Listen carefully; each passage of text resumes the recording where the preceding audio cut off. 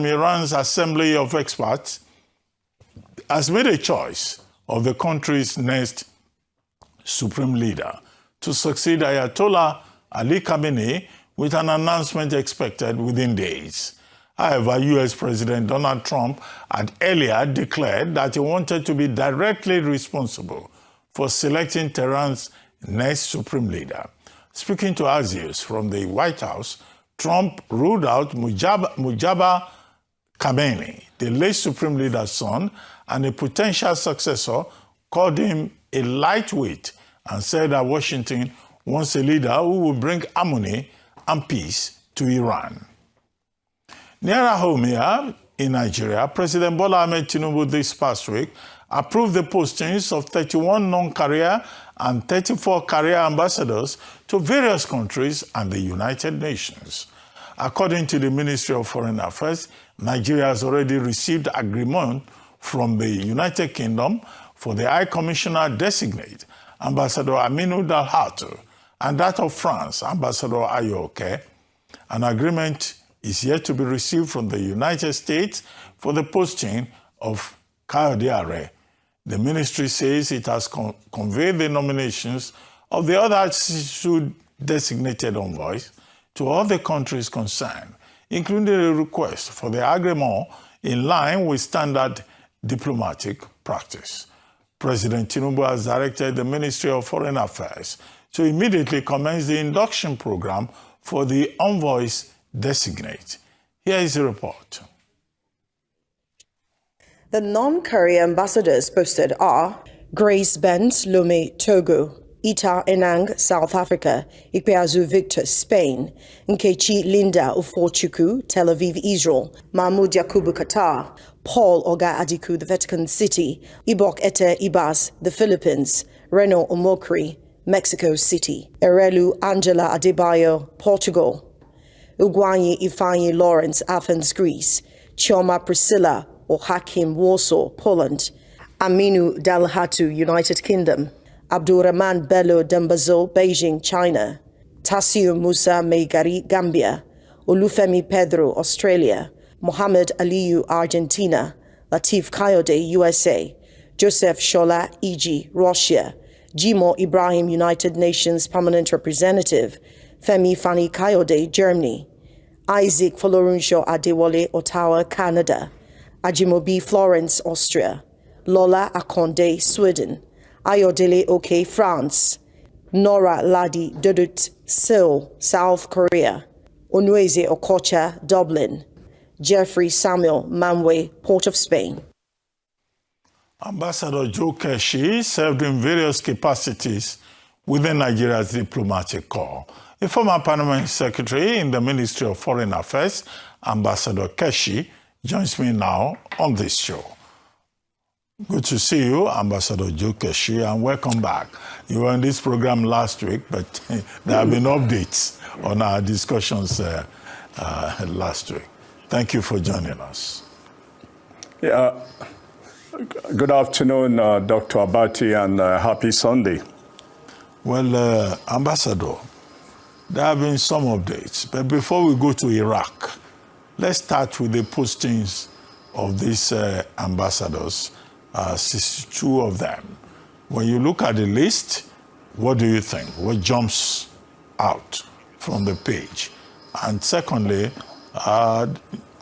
Nigeria is already having elections. You know, electoral process has started. How much time do you think many of these ambassadors will use in their positions? And do you think that some of them may never even get the agreement for the reason that some other countries may just want to wait for the outcome of the 2027 electoral process in Nigeria before deciding one way or the other? Well, thank you very much, Ruben. I'll simply say, you know, after waiting for 2 years, with all the cries and shouts and comments, the president has done his bit He nominated, the Senate has approved. And look, I think that nothing is, where we are today in this country, frankly, we need to have ambassadors in all our missions. The officers who have held forth all these 2 or 3 years, I must say that under very difficult conditions, they have done their incredible best. Remember, in some of our missions, they had real crises. In South Africa, for example, for almost 2 years, not almost, for good 2 years, they had no light because they couldn't pay. So one part of the problem is being solved, and we can only wish the ambassadors well. Let them remember that at the end of the day, you know, the country and the president, they've done their best now. Whether somebody is going to the right place or the other, look, for me, it's immaterial. The persons or those appointed, they have the responsibility to carry out their own duty and do the best they can. And simply, we can only pray, or rather hope, that they would do their best and help to begin to restore the image of the country that, whether we like to admit it or not, it's not in a good shape as of today. I mean, you saw the video of the interview that is creating controversy all over the place. You know, that was not a good representation of Nigeria. And by the way, Ruben, also not a good representation of the media in Nigeria as well, you know. So for me, nothing. The only concern I had was Jimo Ibrahim going to the United Nations. But I just wish him the best of luck, and I hope he has the temperament to work with his colleagues in the United Nations. Well, you have singled out Jimo Ibrahim, but Senator Jimo Ibrahim, I think he has about double PhDs, you know, so in terms of paper qualification, he's a very well-educated man who trained in Oxford. Absolutely. Also trained in Cambridge, and I think he has about double masters also. So if intellectual ability will count for something, to send anyone to the United Nations, you just need properly educated people. I would have been shocked if it was some roadside motor park tout that is going to represent us at the UN. But you are complaining about his temperament. He hasn't shown any adversarial temperament in terms of his conduct. Oh, I have watched him on television many times, and that's why I sincerely hope that some of the way he has reacted to some questions and on television, he has to understand that when he goes to a place like that, that's not the, you know. But like I said, look, the president has made his decision. Nigeria will live with it. It's as simple as that.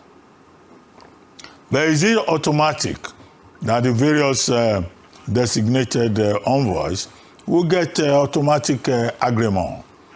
Do you see some of them falling by the wayside because, you know, the countries of the host countries will not accept them?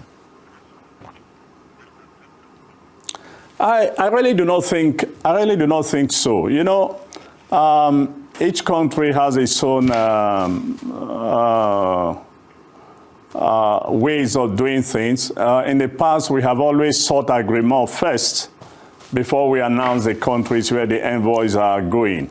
But that is not to say that what has been done now it's wrong, because in some countries also, they announce the ambassadors, they announce the countries, you know, that they are being sent to. And then if the Senate, like the United Senate, for example, has to approve, they go to the Senate, and so most of the questions they ask them in that Senate is based on their knowledge and understanding of the country they are going to. So, yes, the fear about the fact that it's too close to election 2027 is there.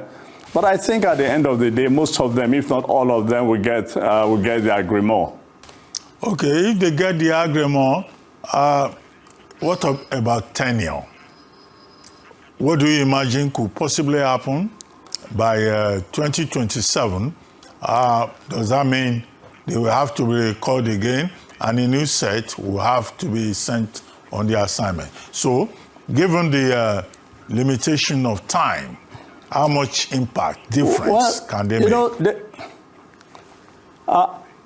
Our tenure is between 3 to 4 years in some cases, and over the last couple of years, we've actually made, a mess of it and so on. And if this set goes and APC wins the next election, I don't think the president will be enthused, to begin to make changes at that level. So I think that they will stay possibly longer if they begin now. But the most important thing for me is that we have ambassadors on the ground, and they have their jobs cut out for them, and they need to work very hard in almost all the stations, to rebuild, the image, prestige, and presence of Nigeria in those countries. Okay, Ambassador, one of the things you and I discussed last week is that President Trump acted unilaterally without recourse to United Nations provisions, with disregard for the American Congress. But it looks like the Congress, the U.S. Congress, has now approved his actions to continue the war until it pleases him. What do you say to that? It looks like the U.S. Congress, the same country that we look up to as the symbol of democracy in the world, is redundant or has been captured. What does that say about American democracy? Well, no, look, what you saw happen, I think, last week is actually how the Senate and the American democracy works. If the president is a Democrat and has majority in the Congress, almost all proposals or bills, from the president or from members of the Senate, as long as they have the majority in the House, it will be passed. And that's exactly what happened in this case. And so when President Trump went to war without seeking Congress approval, he was also confident that whenever that issue comes to the Senate or goes to the Senate, that no Republican very few, if any, I think only one or two, they not vote they voted with the Democrats. But it was expected that the Congress would pass it because the Republicans in both houses, Republicans have the majority in both houses. And that's the way the system, was created to work. And it has worked like that for many years. And it will continue to work for that in the future, as long as the president's party is in power. On very few occasions do they actually, do something different from the president's desire. Okay, but sir, how about Donald Trump saying that he will be the one to choose the next leader in Iran, and I cannot be done behind his back? So, under international law, does he have the right to treat a sovereign country as a conquered territory, as Iran being conquered?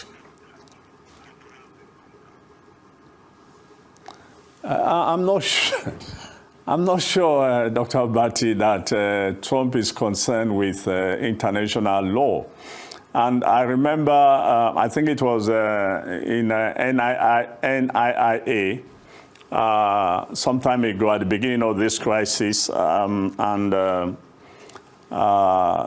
of us on the panel, quite a number of the professors were talking about international law and the rest of them. And I made a point that, look, you all are sounding that as if the United States do not understand international law, or that they have no knowledge of international law.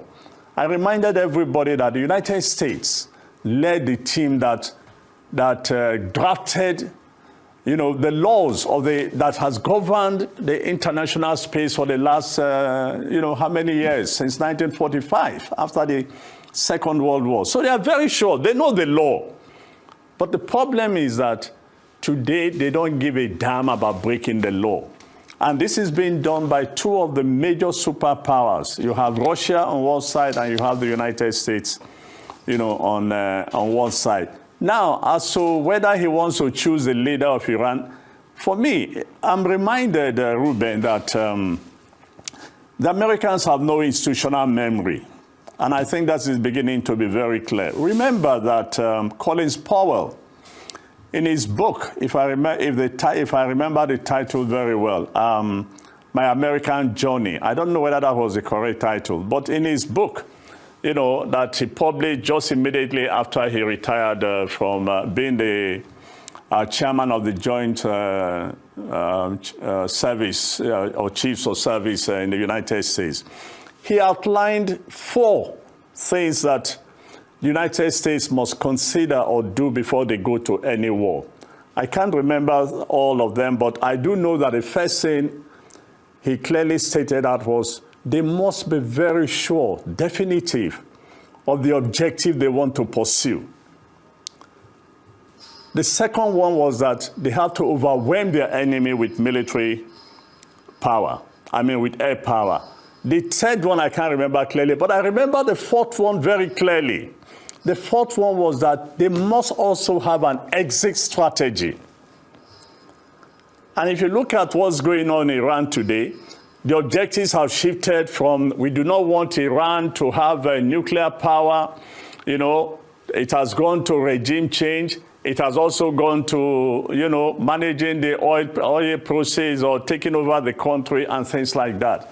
That's exactly also what happened in Vietnam. There was no exit strategy. And you could see in the course of the bombardment of Gaza, a couple of military officers, chief military officers in Israel, they used to, disagree with the prime minister that, look, we've done enough. When are we leaving? When are we going to withdraw? They didn't have, a strategy of leaving and let the country or the Gaza begin to sort out itself. And the same thing is repeating itself in this crisis. The same thing the Russians, too, have done in the case of, So they are going to unnecessarily be bogged down. Or let me also change that to say, what will save the situation is if Iran, becomes short of drones and the capacity or the capability to sustain the war for a longer period. Beyond that, I think that the war is just going to continue because the Americans and the Israelis have no exits, As regards neighboring countries, to be candid, I do not think that Iran, is wrong to hit American military targets in these countries. And I think they've made it clear that they are sorry, but look, they needed to fight. That was done as a strategy to see whether that would stop America from, being involved in the crisis. But unfortunately, it has not worked well for them. And they will continue to fight the way they have designed to, to defend themselves until maybe they are completely short of arms and ammunition to fight. So it's a very unfortunate situation for them. Okay. You refer to Colin Powell, the general overseeing the U.S.-Iraqi war. The books wrote My Command. There was My Command. There was also... Mike, okay. Was it? There was American Journey. What? No, was My it Command. What? There was also American Journey. Yeah, precisely. Okay, American Journey. I think it was OBJ that wrote My Command. No. He also wrote My Command, and then American Journey, and then It Worked for Me in Life, and in Leadership. Yes, that's another one. Those are the 3 major books he wrote. Yeah. However, you were talking to the war, if it goes for as long as it can go. My previous guest on this program, we were discussing the effect on us in Nigeria here. Fuel price has gone up to over 1,200 per liter here in Lagos. Maybe it's higher in Abuja. Now, inflation generally has gone up. Housing, fuel, food. Landlords are preparing to increase rent for houses that were built 30 years ago. And they will say it's because of the war in Iran. How prepared is Nigeria? Now, Ruben. You are one of the landlords planning to piggyback on the crisis. So I believe, Ruben. so I believe you are, Ruben. Oh God!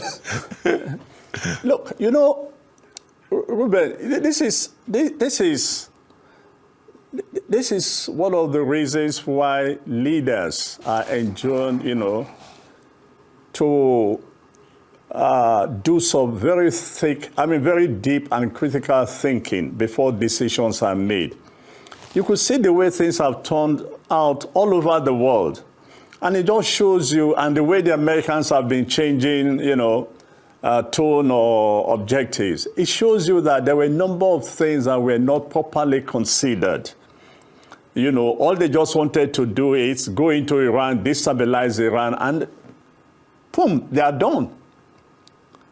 But the consequence is that almost everybody around the world is going to feel the pain that has been caused.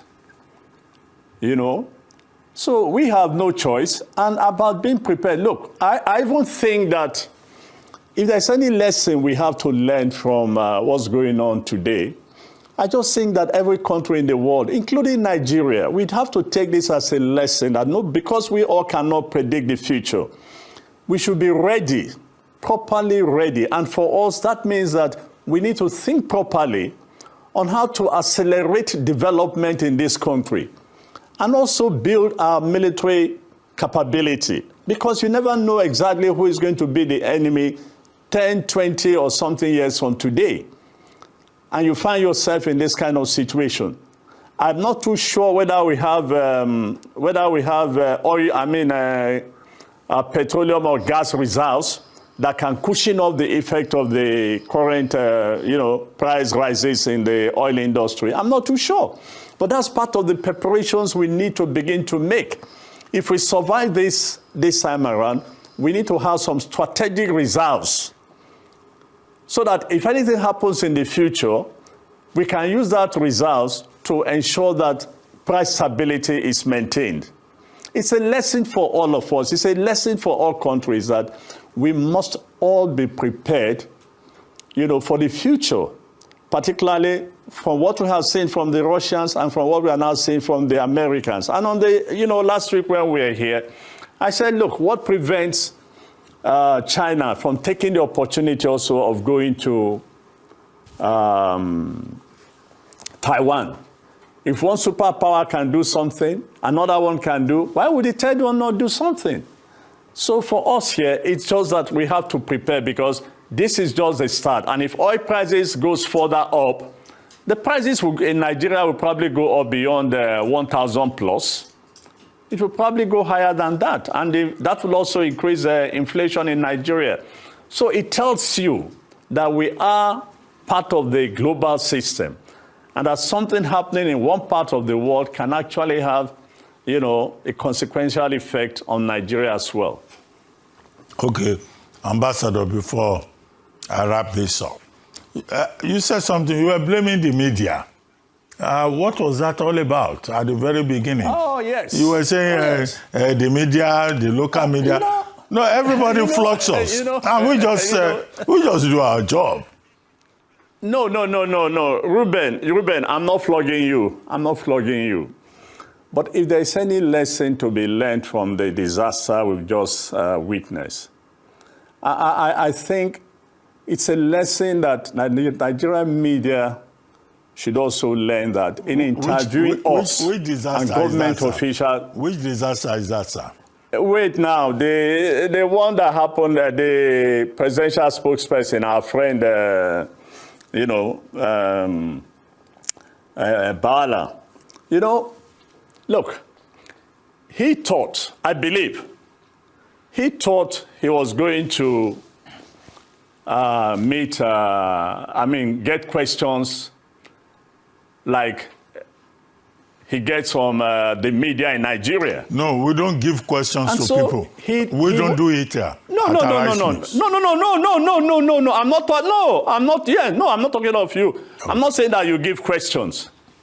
But on a number of occasions, when you watch all the interviews around all the networks, you see that some of the questions that should have a follow-up and press government spokesperson or government officials, you know, to face the reality of the situation, you just let it go.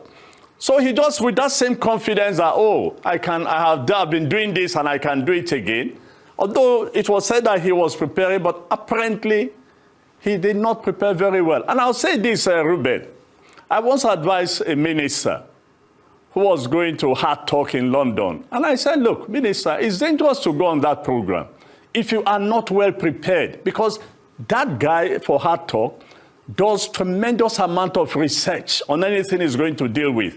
And that's exactly what we saw with the Al Jazeera guy, you know, and our man just couldn't, you know, live up. So I think that it's a lesson for the media to know that you just have to hold this. I mean, you just go to sometimes be a little bit adversary in taking up government officials to press them, hold them accountable, and see exactly what will happen. If he has been doing that, I'm sure that he would have been far more than well prepared to face the consequence, I mean, to face this man in Al Jazeera, you know? So that's why I said, look, he's been getting away with so many things at the Nigerian level, and I'm sure he thought he could do the same thing again.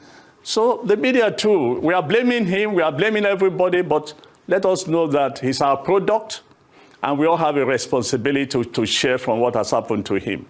Okay, I hope Daniel Bwala is listening to you.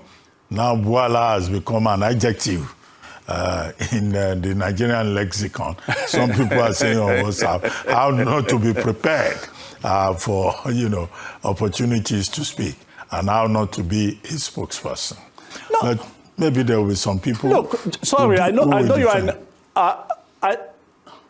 Go ahead, sir. I know you are in a hurry. For goodness sake, I know you are in a hurry. I've always said, not just on this station and other places, if I do not know who was invited, whether he was directly invited or the government was invited and they sent him, for goodness sake, we have a minister for information.